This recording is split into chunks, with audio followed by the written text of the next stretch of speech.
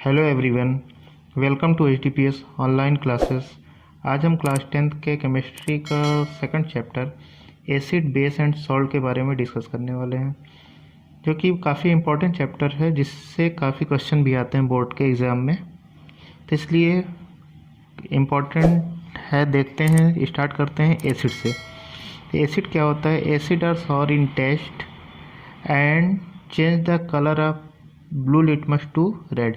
Acid का जो test होता है वो सॉर टेस्ट होता है, और वो क्या करता है, लिटमस एक इंडिकेटर है। इंडिकेटर क्या बताता है कि कौन सा चीज़ हमारा, कौन सा सोल्यूशन हमारा, कौन सा सब्सटेंस हमारा एसिड है, कौन सा बेस है, कौन सा न्यूट्रल है, ये बताता है। तो एसिड अगर हमारा है तो वो क्या करेगा, ब्लू लिटमस, जो ब्लू कलर का लिटमस का पेपर होगा वो किस कलर में चेंज हो जाएगा, रेड कलर में। तो इससे हमको पता चलेगा क्या है, यहाँ पे एसिड है। लिटमस का सोल्यूशन भी होता है। Litmus solution is a purple dye, purple colour का होता है, which is extracted from lichen, जो कि लाइकेन से निकाला जाता है। लाइकेन एक टाइप का प्लांट है। When the litmus solution is neither acidic nor basic, its colour is purple. जब हमारा सोल्यूशन ना तो एसिड होगा ना ही बेस होगा, तो उस लिटमस जो हमारा सोल्यूशन का कलर होगा वो क्या रहेगा, पर्पल ही रहेगा। ठीक है। इसके बाद इसकी प्रॉपर्टीज़ क्या क्या हैं, तो इसको देखते हैं। एसिड की प्रॉपर्टी क्या है? तो एसिड एक ऐसे टर्म से डिराइव हुआ है जो कि लैटिन का है एसिडस। क्या है? Acidus. The term acid has been derive from the Latin word acidus which mean sour. इसका मतलब क्या होता है? सॉर मतलब होता है कि खट्टा। क्या होगा? खट्टा। Acid have sour taste, they turn blue litmus solution to red. क्या हो जाता है? Blue to red. ब्लू से अगर हमारा सोल्यूशन रेड में कन्वर्ट हो जा रहा है, तो इससे हमको पता चलेगा कि वहाँ पे क्या है, ये सोल्यूशन हमारा जो भी है वो एसिड है। क्लियर? तो ब्लू लिटमस पेपर किस में कन्वर्ट हो जाएगा? रेड कलर के पेपर में। तो यहाँ पे एसिड रहेगा। ठीक है। एक खासियत और है इसकी, एक प्रॉपर्टी और है, बहुत ही इंपॉर्टेंट प्रॉपर्टी। जब इसको हम किसी भी एसिड को वाटर के साथ में डिसॉल्व करेंगे, वाटर में मिक्स करेंगे, तो वहाँ पे हाइड्रोजन आयन क्या होगा, डिसोसिएट हो जाएगा। उससे एसिड का जो हाइड्रोजन आयन होगा वो डिसोसिएट हो जाएगा, मतलब वाटर में डिसॉल्व हो जाएगा, अलग हो जाएगा। तो they give hydrogen ion in aqua solution. ठीक है। इसके बाद स्ट्रॉन्ग एसिड कौन कौन से होते हैं, क्या होते हैं? जब हम किसी एसिड को वाटर में डिसॉल्व करते हैं, तो ऐसा एसिड जो ज़्यादा से ज़्यादा हाइड्रोजन आयन को डिसोसिएट करे, ठीक है, हाइड्रोजन आयन को जो ज़्यादा से ज़्यादा डिसोसिएट करेगा वो स्ट्रॉन्ग एसिड होगा। जो कम करेगा, पार्शियली करेगा डिसोसिएट वाटर को डिसॉल्व करने में, वाटर में डिसॉल्व करने में, तो क्या होगा, वो वीक एसिड है। तो यहाँ पे स्ट्रॉन्ग एसिड के एग्जांपल है HCl। HCl का मतलब होता है hydrochloric acid. H2SO4 sulphuric acid, इसको हम जानते हैं, ये है nitric acid HNO3। Weak acid में बहुत सारे हैं, जैसे यहाँ पे कौन सा है, CH3COOH, एथनोइक एसिड बोल सकते हैं इसको। कौन सा एसिड? एथनोइक एसिड भी बोल सकते हैं इसको। और ऑक्सैलिक एसिड हो गया, और क्या कहते हैं इसको, लैक्टिक एसिड भी बोल सकते हैं। वीक एसिड कौन कौन से हो जाएंगे? CH3COOH, oxalic acid, lactic acid. Oxalic acid कहाँ पे मिलेगा हमको? टोमेटो में मिल जाएगा। लैक्टिक एसिड कर्ड में मिलेगा। इसी तरीके से टार्ट्रिक एसिड, ये सब जो एग्जांपल है वो वीक एसिड के एग्जांपल हैं। ठीक है। तो इसके आगे हम लोग देखते हैं कंसनट्रेटेड एसिड। कंसनट्रेटेड एसिड ऐसे एसिड होते हैं जिनमें वाटर का अमाउंट बहुत ही कम होता है या ना के बराबर होता है। ऐसे एसिड जो प्योर फॉर्म में हो या तो उनमें वाटर का कंटेंट बहुत ही कम हो, ना के बराबर हो, तो ऐसे एसिड को बोलेंगे concentrated acid. More amount of acid, यहाँ पे वाटर का जो अमाउंट होगा वो लेस होगा। ठीक है। इसके आगे देखते हैं डाइल्यूट एसिड। डाइल्यूट एसिड क्या होगा? More amount of water and less amount of acid, मतलब ऐसे एसिड जिसमें वाटर का कंटेंट ज़्यादा हो, वाटर का कंटेंट क्या हो, ज़्यादा हो, तो इस तरीके के अमाउंट को डाइल्यूट एसिड, इस तरीके के एसिड को डाइल्यूट एसिड बोलेंगे। कैसा एसिड? Dilute acid. इसके आगे देखते हैं बेस, देख लेते हैं। तो बेस जो होता है ऐसा सब्सटेंस है जिसका टेस्ट कैसा होता है, बिटर होता है। बिटर टेस्ट होता है, और नेचर इसका होता है सोपी नेचर। कैसा नेचर, सोपी। जिस तरीके से सोप एकदम स्लिपरी होता है, सॉफ्ट एकदम होता है, उसी तरीके से इसको टच करने पे फील होगा। तो these are the substances which are bitter in taste and soapy in nature. Nature कैसा होगा इसका, बेस का सोपी नेचर होगा। यहाँ पे हम लोग एसिड में देख रहे थे, एसिड क्या कर रहा था, ब्लू लिटमस को रेड में कन्वर्ट कर रहा था, तो वहाँ पे एसिड था। यहाँ पे क्या होगा, रेड लिटमस कन्वर्ट हो जाएगा ब्लू में, तो ये क्या रहेगा हमारा सोल्यूशन, बेस। कैसा सोल्यूशन होगा, बेसिक। अगर red litmus paper blue colour में चेंज हो जा रहा है तो वहाँ पे हमारा सोल्यूशन क्या है, बेस है। तो they turn red litmus solution to blue. यहाँ पे क्या हो रहा था, जब हम एसिड में एसिड को वाटर में डिसॉल्व कर रहे थे तो हाइड्रोजन आयन डिसोसिएट हो रहा था। यहाँ पे हाइड्रोक्साइड आयन, कौन सा, हाइड्रोक्साइड OH माइनस, कौन सा आयन, OH आयन जो होगा डिसोसिएट होगा। तो यहाँ पे स्ट्रॉन्ग बेस कौन से होंगे, जिस तरीके से वाटर में डिसॉल्व करने पे एसिड को जो ज़्यादा हाइड्रोजन आयन को डिसोसिएट करा था वो स्ट्रॉन्ग एसिड हो रहा था, उसी तरीके से जब किसी बेस को वाटर में डिसॉल्व करेंगे तो जितना ज़्यादा OH आयन को डिसोसिएट करेगा वहाँ पे वो स्ट्रॉन्ग बेस होगा। सोडियम हाइड्रोक्साइड हो गया, पोटेशियम हाइड्रोक्साइड, कैल्शियम हाइड्रोक्साइड, ये सब जो बेसेस हैं ये हैं स्ट्रॉन्ग बेस। वीक बेस कौन से हैं, अमोनियम हाइड्रोक्साइड और भी कई सारे हैं।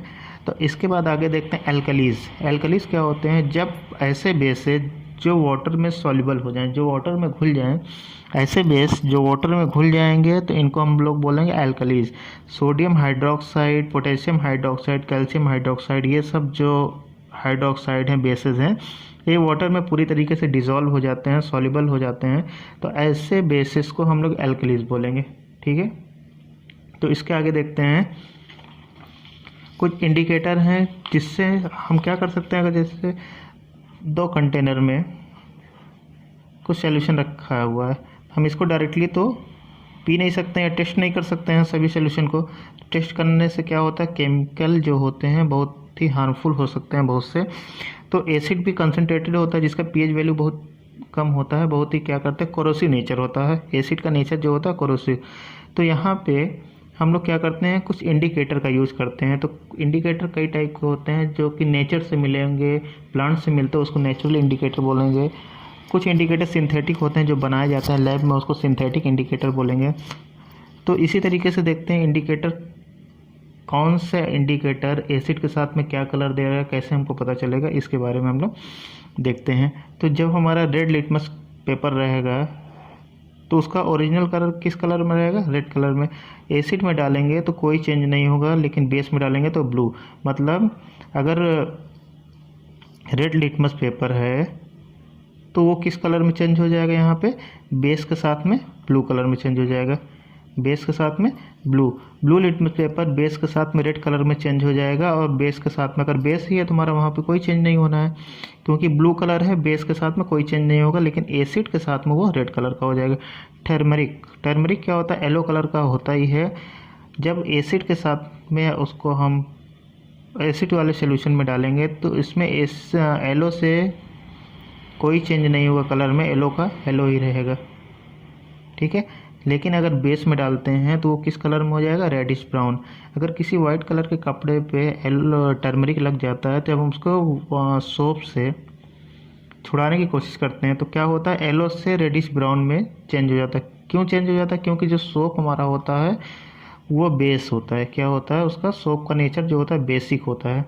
ठीक है, तो इस वजह से वो रेडिश ब्राउन में चेंज हो जाता है। तो यहाँ पे ध्यान देना है, टर्मरिक बेस के साथ में रेडिश ब्राउन कलर देगा, एसिड के साथ में कोई कलर चेंज नहीं होगा उसका। रेड कैबेज जूस जो होगा वो पर्पल कलर का होगा। किस कलर का, पर्पल कलर का। जब उसको हम एसिड के सोल्यूशन में डालेंगे, अगर वो हमारा सोल्यूशन रेडिश कलर का हो जा रहा है तो यहाँ पे हमको पता चलेगा कि एसिड है। अगर वो ग्रीनिश कलर का, ग्रीन कलर का, जिस कलर का हरा पत्ता गोभी होता है, हरा कैबेज, ग्रीन कलर का जो कैबेज होता है उस कलर का हो जा रहा है, या ग्रीनिश येलो कलर का हो जा रहा है, तो वहाँ पे हम समझेंगे क्या है, वो सोल्यूशन हमारा बेसिक था। कैसा था, बेसिक। इसके बाद में फिनोफ्थलीन क्या होता है, इसका जो ओरिजिनल कलर होता है कोई कलर नहीं होता, वाटर कलर।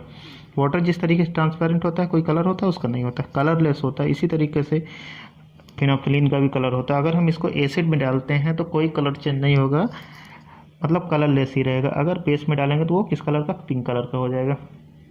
ये टेबल याद कर लें सब लोग, इम्पॉर्टेंट है, एग्जाम में आने वाले क्वेश्चन इससे बनते हैं। MCQ बन जाता है, one liner question. Methyl orange का जो कलर होता है ऑरेंज कलर होता है। ये अगर हम इस एसिड के सॉल्यूशन में डालते हैं तो वो हमारा रेड कलर हो जाएगा। किस कलर का हो जाएगा सॉल्यूशन, रेड। अगर बेस में डालेंगे तो येलो कलर हो जाएगा। ठीक है, इसके बाद देखते हैं एसिड कितने टाइप के हो सकते हैं। Acid are divided into two types on the basis of their occurrence, that is natural acid and mineral acid. Acid को यहाँ उसके अकरेंस के अकॉर्डिंग टू टाइप में, दो पार्ट में डिवाइड किया गया है। पहला है नेचुरल एसिड, दूसरा है मिनरल एसिड। तो नेचुरल एसिड वो एसिड होते हैं जो कि नेचर के सोर्स से मिलेंगे, तो उनको हम क्या बोलेंगे, natural acid. Acids which are obtained from natural sources are called natural acid और ऑर्गेनिक एसिड। जैसे मेथनोइक एसिड, कौन सा, मेथनोइक। इस एसिड को हम फॉर्मिक एसिड भी कह सकते हैं। अंट स्टिंग, एंड का जो स्टिंग, चींटी काटने पे जो जलन होती है वो इसी की वजह से होती है, फॉर्मिक एसिड। तो मेथनोइक एसिड हो गया। एसिटिक एसिड कहाँ पे मिल जाएगा हमको, सिरके में मिल जाता है। ऑक्सैलिक एसिड C2H2O4, ये कहाँ पे मिल गया, टोमेटो में मिल जाएगा हमको। इस तरीके के जो एसिड्स होते हैं वो नेचुरल एसिड। जैसे एप्पल में ले लेते हैं, एप्पल में क्या होता है, मैलिक एसिड होता है। टैमरिंड में लेते हैं, इसमें टार्ट्रिक एसिड हो जाएगा। तो अलग अलग सब्सटेंस में अलग अलग टाइप के एसिड होते हैं।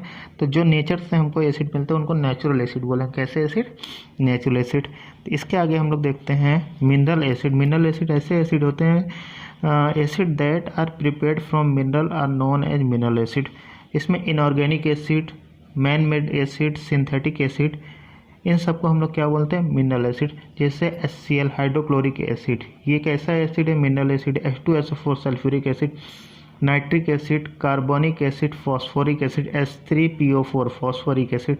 H2CO3, carbonic acid. तो इसके बाद में हम लोग देखते हैं एसिड की जो केमिकल प्रॉपर्टी होती है उसके बारे में देखते हैं। तो पहली प्रॉपर्टी है, क्या है, जब एसिड किसी मेटल के साथ में रिएक्ट करेगा तो वहाँ पे सॉल्ट बनेगा। क्या बनेगा, सॉल्ट बनेगा और हाइड्रोजन गैस रिलीज होगी। Acid gives hydrogen gas along with respective salt when they react with a metal. तो कोई भी मेटल हम लोग ले लेते हैं, जैसे यहाँ पे हम ले लिए जिंक।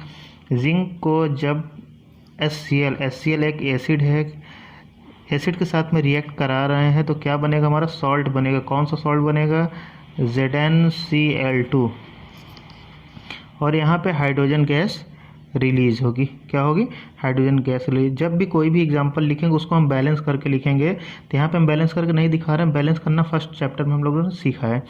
तो जब भी करेंगे बैलेंस इक्वेशन लिखेंगे। एक बार देख लेते हैं यहाँ पे जिंक बैलेंस करना क्या है, फर्स्ट चैप्टर में सीखे हैं। तो उसमें number of atom in a reactant side, number of atom product side में जो भी होंगे वो दोनों क्या होंगे, इक्वल होंगे। तो यहाँ पे जिंक 1 है, यहाँ भी 1 है। क्लोरीन यहाँ 1 है, यहाँ 2 है। हाइड्रोजन वहाँ 1 है, 2 है, यहाँ पे 1 है।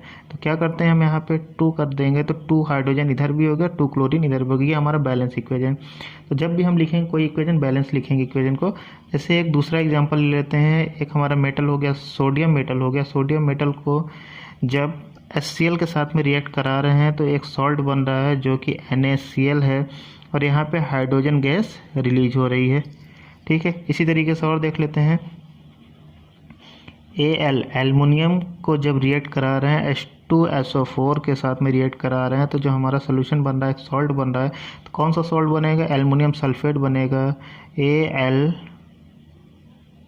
देखिए यहाँ पे कैसे बनेगा, एल्युमिनियम का जो वैलेंसी होती है वो 3 होती है और सल्फेट का यहाँ पे 2 होगा। तो इसका चार्ज इसके पास चला जाएगा, इसका चार्ज इसके पास में चला जाएगा। ये भी हम लोगों ने क्लास 9 का बेसिक में सीखा था इसको। तो यहाँ पे Al2SO4 थ्राइस, ये एल्युमिनियम सल्फेट बना और क्या होगा, हाइड्रोजन गैस रिलीज होगी। तो इस तरीके से जितने भी रिएक्शन होंगे वो एसिड जो मेटल के साथ में रिएक्ट करेगा तो सॉल्ट बनाएगा और हाइड्रोजन गैस रिलीज होगी। ढेर सारे एग्जाम्पल हो सकते हैं इसको।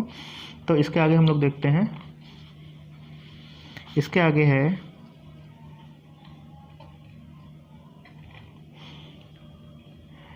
Reaction with acid with metal carbonate, hydrogen carbonate या बाइकार्बोनेट। जब हम किसी मेटल का कार्बोनेट या बाइकार्बोनेट के साथ में रिएक्ट कराते हैं तो वहाँ पे सॉल्ट बनता है, कार्बन डाइऑक्साइड गैस निकलती है और साथ में उसके वाटर भी मिलेगा हमको। तो यहाँ पे एक एग्जांपल लिया गया है सोडियम कार्बोनेट। सोडियम कार्बोनेट को हम लोग वॉशिंग सोडा भी बोलते हैं। सोडियम कार्बोनेट जब HCl के साथ में, HCl एक एसिड है, एसिड के साथ में रिएक्ट कर रहा है तो यहाँ पे सॉल्ट बन रहा है, कार्बन डाइऑक्साइड गैस निकल रही, साथ में वाटर भी हमको मिल रहा है। इसी तरीके सोडियम बाइकार्बोनेट ले लेते हैं। सोडियम बाइकार्बोनेट जब H2SO4 सल्फ्यूरिक एसिड के साथ में रिएक्ट कर रहा है तो सोडियम सल्फेट बन रहा है और कार्बन डाइऑक्साइड गैस रिलीज हो रही है। इसके बाद में एक एग्जांपल और लेते हैं कैल्शियम कार्बोनेट। कैल्शियम कार्बोनेट जब रिएक्ट करेगा, किसके साथ में रिएक्ट करवाते हैं? HCl के साथ में कराते हैं। तो यहाँ पे क्या बन जाएगा? एक सॉल्ट बनेगा CaCl2। क्या बनेगा? CaCl2 बनेगा, साथ में कार्बन डाइऑक्साइड गैस निकलेगी और वाटर भी मिलेगा हमको। ठीक है, इसी को फिर से हम करा देते हैं H2SO4 के साथ में, H2SO4 सल्फ्यूरिक एसिड के साथ में करा देंगे। तो यहाँ पे बन जाएगा CaSO4 कैल्शियम सल्फेट बनेगा, plus carbon dioxide gas release होगी और H2O बनेगा। तो कोई भी एसिड सोडियम कोई भी मेटल कार्बोनेट हो या बाइकार्बोनेट होगा मेटल का, वो क्या बनाएगा? सॉल्ट बनाएगा, कार्बन डाइऑक्साइड गैस निकलेगा और वाटर मिलेगा साथ में हमको। ठीक है, अब इस कार्बन डाइऑक्साइड गैस चेक करने के लिए निकल रही है कि नहीं निकल रही, तो हम क्या करेंगे? लाइम वाटर लेंगे। लाइम वाटर मतलब कैल्शियम हाइड्रोक्साइड को लेके इसमें कार्बन डाइऑक्साइड गैस जो निकल रही है पास कराएंगे, तो हमारा जो सोल्यूशन हो जाएगा कैल्शियम कार्बोनेट मिलेगा। क्या मिलेगा? कैल्शियम कार्बोनेट का PPT मिलेगा वाइट कलर का, जिससे हमको पता चलता है कि यहाँ पे कार्बन डाइऑक्साइड गैस रिलीज हो रही है। इसके आगे देखते हैं हम लोग, अगर एसिड को रिएक्ट करा रहे हैं बेस के साथ में, तो एसिड बेस जब रिएक्शन होगा तो वहाँ पे सॉल्ट बनेगा और वाटर भी हमको यहाँ मिलेगा। तो एसिड बेस के साथ में जो रिएक्शन होता है उस रिएक्शन को हम एक नाम देते हैं जिसको बोलते हैं न्यूट्रलाइजेशन रिएक्शन। क्या बोलते हैं? न्यूट्रलाइजेशन रिएक्शन बोलते हैं। जैसे हमारा सोडियम हाइड्रोक्साइड एक बेस है, ठीक है, और HCl भी हाइड्रोक्लोरिक HCl एक एसिड, हाइड्रोक्लोरिक एसिड इसका नाम है। जब ये दोनों आपस में रिएक्ट करते हैं तो एक सॉल्ट बनाता है, साथ में क्या बनेगा? वाटर। यहाँ AQ का मतलब है इक्वस, इक्वस का मतलब इसमें वाटर भी साथ में है, वाटर के साथ में मतलब इक्वस सोल्यूशन है, वाटर में मिक्स सोल्यूशन है ये हमारा। ठीक है, इसी तरीके से ले लेते हैं यहाँ पे NaOH को ही, यह ले लेते हैं KOH, पोटेशियम हाइड्रोक्साइड को। जब हम H2SO4 एक एसिड के साथ में रिएक्ट करा रहे हैं तो यहाँ पे क्या बनेगा? एक सॉल्ट बनेगा। कौन सा सॉल्ट बनेगा? पोटेशियम सल्फेट K2SO4 बनेगा और साथ में यहाँ पे H2O भी बनेगा। ठीक है, इसके बाद में हम लोग नेक्स्ट रिएक्शन देखते हैं, टाइप इसकी प्रॉपर्टी देखते हैं एसिड की। जब कोई मेटेलिक ऑक्साइड जब रिएक्ट करेगा एसिड के साथ में तो क्या बनेगा? तो यहाँ भी सॉल्ट एंड वाटर फॉर्म हो रहा है। क्यों सॉल्ट एंड वाटर फॉर्म हो रहा है? जो मेटेलिक ऑक्साइड होता है वो एक बेसिक ऑक्साइड, बेस का काम करता है। किसका काम करता है? बेस का। अभी हमने सीखा कि एसिड और बेस के साथ में जब रिएक्शन होता है सॉल्ट और वाटर बनता है, तो यहाँ भी ये एसिड हो जाएगा, मेटेलिक ऑक्साइड एक बेस का काम करेगा। जब एसिड बेस के साथ में रिएक्शन होगा तो सॉल्ट एंड वाटर ही मिलेगा हमको। तो कहते हैं मेटेलिक ऑक्साइड जब किसी एसिड के साथ में रिएक्ट करेगा तो सॉल्ट एंड वाटर बनाएगा। तो यहाँ पे कैल्शियम ऑक्साइड एक मेटेलिक ऑक्साइड हो गया, मेटल ऑक्साइड हो गया। एसिड ले लेते हैं, HCl ले लेते हैं। क्या बन रहा है हमारा सोल्यूशन? CaCl2 बन जाएगा, साथ में क्या निकलेगा? वाटर मिलेगा हमको। ठीक है, तो इसी तरीके से कॉपर का ऑक्साइड ले लेते हैं और यहाँ पे HCl ले लेते हैं, तो हमारा यहाँ पे भी सोल्यूशन बनेगा CuCl2 एंड वाटर मिलेगा हमको। ठीक है, इसके बाद नेक्स्ट हम लोग देखते हैं एसिड में क्या चीज़ कॉमन होता है। जब किसी एसिड को हम वाटर में डिज़ोल्व करते हैं तो वहाँ पे हाइड्रोजन आयन रिलीज होते हैं। तो सभी एसिड को, कोई भी एसिड हो, जब हम उसको वाटर के साथ में डिज़ोल्व करेंगे तो वहाँ पे हाइड्रोजन आयन रिलीज होंगे या हाइड्रोजन आयन डिसोसिएट होंगे। ठीक है, जैसे HCl का जो इक्वस फॉर्म रहेगा, मतलब वाटर में डिज़ोल्व करेंगे तो यहाँ पे हाइड्रोजन का इक्वस फॉर्म मिलेगा और क्लोरीन भी उसी वाटर में आयन के फॉर्म में हमको देखने को मिलेगा। इसी तरीके से एसिटिक एसिड को ले लेते हैं, जब इसको वाटर में डिजोल्व करेंगे तो CH3CO का आयन मिल जाएगा और हाइड्रोजन का आयन मिलेगा।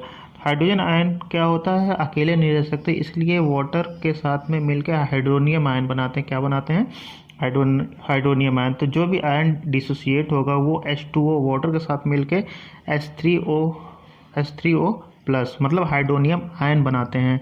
ठीक है, जैसे HCl को हम क्या किए, वाटर में डिजोल्व किए, तो वाटर का जो HCl का हाइड्रोजन आयन रहेगा वो अकेले नहीं रहेगा, वो वाटर के साथ मिलकर हाइड्रोनियम आयन बना लेता है। ठीक है, तो हमारा ये एसिड पूरी तरीके से ख़त्म हो गया। इसके बाद में हम लोग पढ़ेंगे बेस के बारे में डिस्कस करेंगे।